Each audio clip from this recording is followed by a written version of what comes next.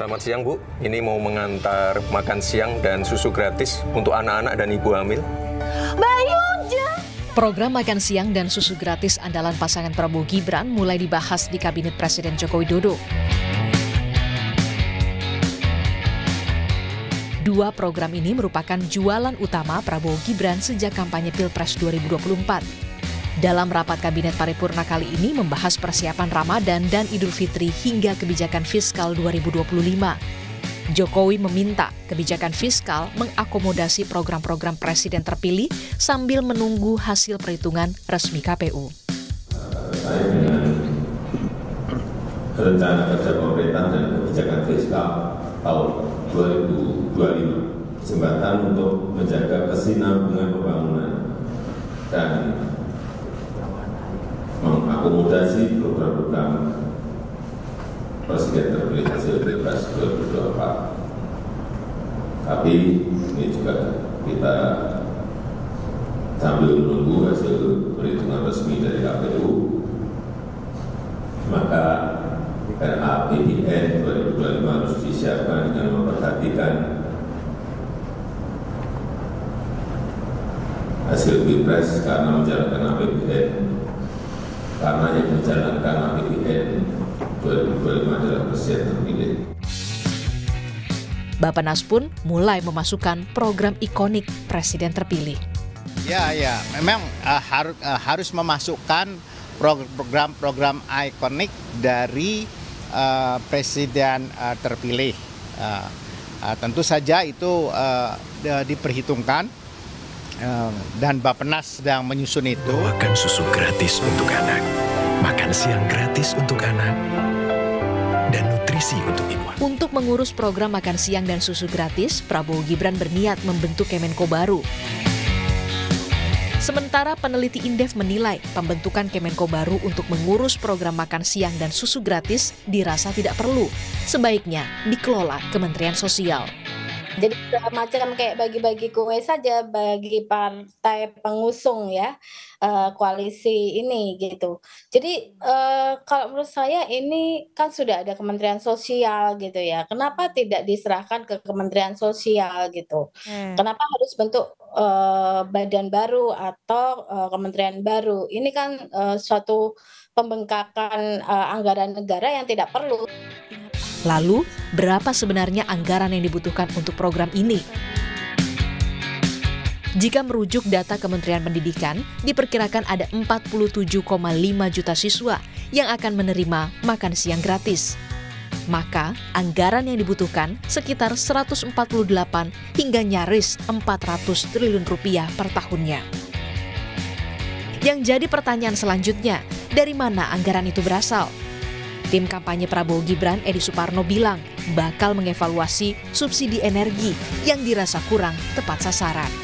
Pak Prabowo dan Mas Gibran akan memangkas subsidi BBM. Subsidi energi saat ini nilainya 350 triliun rupiah. Tahun lalu 500 triliun rupiah. Dari 350 triliun rupiah, subsidi energi terbesar adalah untuk Pertalite dan untuk LPG 3 kg.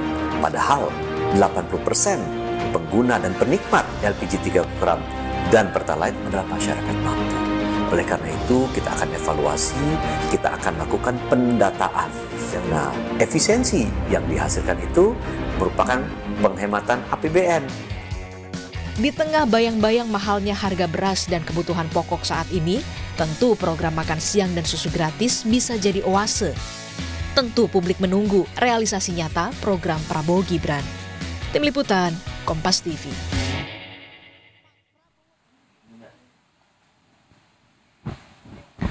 Kita bahas lebih dalam soal ini bersama dengan Universitas atau dosen ilmu politik Universitas Paramadina, ada Ahmad Khairul Umam. Mas Umam, terima kasih selama sore sudah bergabung kembali di Rumah Pemilu.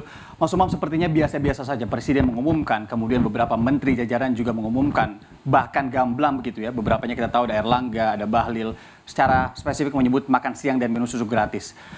Apakah ini biasa-biasa juga menurut Anda untuk pembahasan hal ini sekarang? Ya, Mas Irianda, tentu dalam konteks awal tahun, pemerintah tentu harus menyiapkan rencana anggaran APBN yang kemudian bisa dijadikan sebagai sebuah planning dalam jangka menengah maupun panjang untuk menjalankan program-program yang selama ini menjadi janji politik. Dalam konteks tertentu tentu itu bagus, sebuah bentuk keberlanjutan atau continuation dari sebuah program yang meskipun ada transisi kekuasaan tentu perlu difasilitasi. Tetapi di saat yang sama ini menjadi agak unik karena bagaimanapun juga dari sisi dinamika politik sendiri per hari ini belum ada satu kesimpulan yang clear dari penyelenggara pemilu, baik dari KPU terutama maupun Bawaslu, di mana kemudian kita masih mencoba untuk mencerna ada dinamika terkait dengan aspek-aspek kepemiluan. Seharusnya memang pemerintah sebaiknya menunggu saja dulu supaya kemudian siapa yang menjadi pemenang dari Pilpres per hari ini itu diumumkan oleh mereka yang memiliki kapasitas dan juga kewenangan untuk itu. Oleh karena itu kalau misal selama ini Pak Presiden selalu mengatakan ojo ke susu, jangan tergesa-gesa. Ini seharusnya statement itu juga kembali pada pemerintahan Pak Jokowi sendiri. Harusnya ojo ke susu, jangan tergesa-gesa. Tunggu betul sampai kemudian penyelenggara pemilu nanti, meskipun dari konteks hasil quick count-nya kemudian betul-betul ada gap jauh, tetapi dalam konteks etika bernegara, tentu ada hal-hal yang kemudian perlu diletakkan pada proporsinya.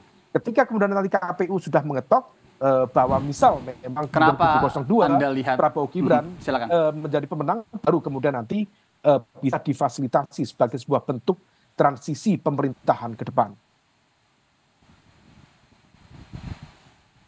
Kenapa Anda lihat Presiden dan juga jajaran ini sepertinya malah tidak ojo ke susu, kemudian juga apa yang Anda baca ingin disampaikan sebenarnya oleh Presiden dan juga beberapa jajaran menteri ini? Ya, barangkali ini adalah sebuah ekspresi kepercayaan diri ya, dalam konteks mungkin dalam takaran tertentu overconfident, karena memang ada gap suara yang cukup besar antara kubu 02 dibandingkan kubu 01 dan juga kubu 03. Memang kalau misal kemudian konteksnya adalah melakukan penghitungan suara berbasis real count maupun apalagi quick count, sudah jelas.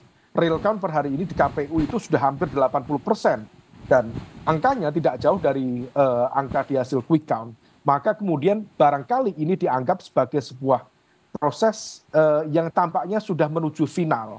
Tetapi sekali lagi di dalam konteks etika berpolitik, ditambah lagi ada aspirasi dari kubu 01 maupun kubu 03 untuk mempertanyakan sejumlah keputusan strategis yang dianggap berpengaruh terhadap kredibilitas penyelenggaraan pemilu, sebaiknya menunggu dulu kepada otoritas yang diberikan wewenang oleh konstitusi untuk mengumumkan siapa yang sudah sah menjadi pemenang, siapa yang kemudian tidak. Saya pikir itu secara teknis, tetapi dalam konteks etika tentu itu memiliki impact yang cukup signifikan. Ya, impact yang cukup signifikan dari sisi etika ataupun moral begitu ya. Mas, kira-kira apa keuntungan terbesar Presiden yang sepertinya mau tadi ya cepat-cepat gitu untuk mengakomodasi program Presiden terpilih khususnya Prabowo Gibran yang dianggap sudah mungkin 80% mendekati gitu pemenang sebagai pemilu 2024?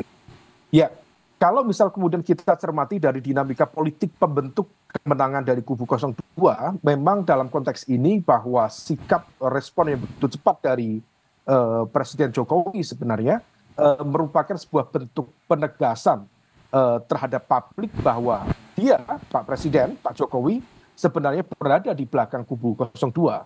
Sehingga kemudian menjadi sebuah panggilan moral maupun politik misalnya, bahwa kepemimpinan yang saat ini ada, yang kemudian akan mengalami proses transisi ke depan untuk memfasilitasi sekaligus menjembatani program-program itu. Dalam konteks continuation atau keberlanjutan dari sebuah program antara satu pemerintahan dengan pemerintahan yang lain dalam sebuah transisi kekuasaan, tentu ini cukup baik. Dan tentu diperlukan ada sebuah tim khusus seperti yang dulu dilakukan oleh pemerintahan Pak SBY menuju ke pemerintahan Pak Jokowi, ada tim khusus untuk lepas sambut. Bukan hanya lepas sambut dalam konteks seremonial, tetapi betul-betul apa yang kemudian menjadi program, prioritas pemerintahan ke depan, apa yang sudah dijalankan, apa yang belum dijalankan, dan catatan rekomendasi apa yang kemudian perlu mendapatkan prioritas perhatian dari pemerintahan ke depan yang memiliki amanah langsung dari rakyat yang legitimate. Maka dalam konteks ini, dalam konteks keberlanjutan tentu baik, tetapi ada momentum yang tampaknya kesusu atau tergesa-gesa untuk dilakukan manuver yang seolah kemudian mempertegas bahwa pemerintah saat ini berada di belakang kubu 02 itu sendiri. Bagaimana dinamika ke depan soal program makan siang dan susu gratis, Mas Umam, secara spesifik begitu ya? Melihat misalkan nanti PDI juga menjadi partai pemenang dan akan memiliki suara terbesar di parlemen. Ya, memang kalau misal kemudian kita bicara program, tentu kita harus membedah dalam konteks ranah kebijakan publik ya. Pertama yang terpenting adalah tentu menjelaskan secara clear dari mana sumber pendanaan dari upaya untuk pemenuhan janji kampanye itu di tengah kekuatan fiskal kita yang relatif tidak banyak ruang untuk bermanuver. Lalu harus dipikir, kalau misal memang betul itu diambil dari subsidi dalam konteks BBM, tentu harus berhati-hati karena trickle down effect dari pemenuhan atau pemangkasan subsidi itu, kalau misal kemudian mengena pada segmen masyarakat miskin atau hampir miskin, itu impact-nya juga bisa kemana-mana.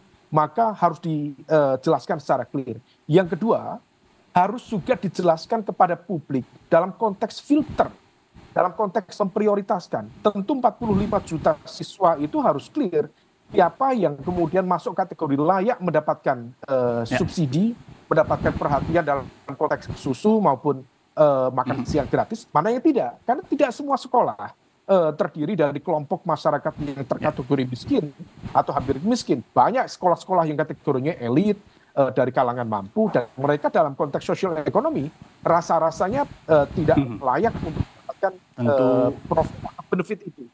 Nah, kemudian selanjutnya mekanismenya seperti apa? Ataukah kemudian seperti Mas Umam, misalnya seperti yang tadi iklannya Mas Gibran, ataukah akan didistribusikan melalui sekolah-sekolah seperti yang terjadi di Swedia, Finlandia, Norwegia, Belgia, atau Jepang dalam tradisi Kyusoku, mana ada makan siang gratis yang disponsori oleh negara itu sendiri. Dosen Ilmu Politik Universitas Paramadina, Mas Ahmad Hoirul Umam. Mas Umam, terima kasih banyak atas review dan juga masukan yang Anda berikan, dan juga sudah berbagi waktu di Rumah Pemilu kali ini. Kita ngobrol lain waktu. Sehat selalu, Mas Umam. Terima kasih, Mas Riyandi.